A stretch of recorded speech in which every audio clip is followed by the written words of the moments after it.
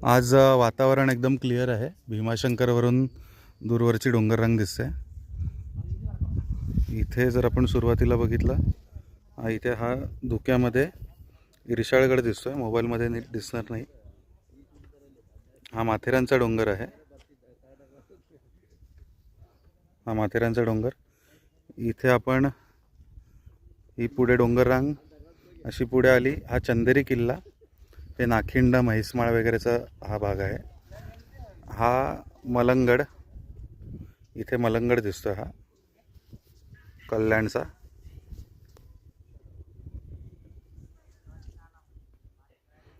हा ताहुलीचा किल्ला आहे, ताहुलीगड.